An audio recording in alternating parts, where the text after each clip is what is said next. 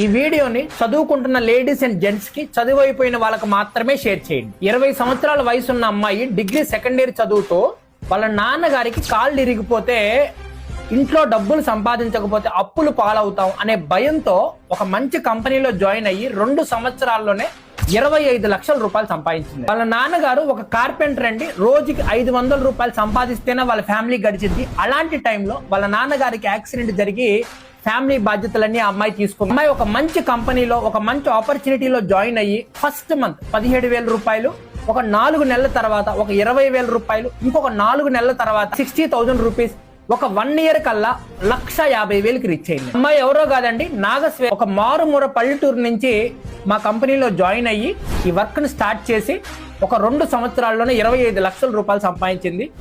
అంతేకాదండి, ఆ అమ్మాయి ఒక 5 లక్షలు పెట్టి గోల్డ్ కొనుక్కుంది. ఒక 6 సెంట్ స్థలం కూడా కొని వాళ్ళ నాన్నగారికి గిఫ్ట్ గా ఇచ్చి, నేను కూడా నాగశ్వేత మేడం లాగా మారాలనుకుంటున్నానండి. మా పేరెంట్స్ కి సపోర్ట్ గా నిలబడాలనుకుంటున్నాను. ఎవరైతే నాగశ్వేత గారు లాగా సార్ నేను కూడా మా పేరెంట్స్ కి బాగా సపోర్ట్ గా నిలబడాలనుకుంటున్నాను అనుకున్న ప్రతి ఒక్క వ్యక్తికి కూడా షేర్ చేయండి.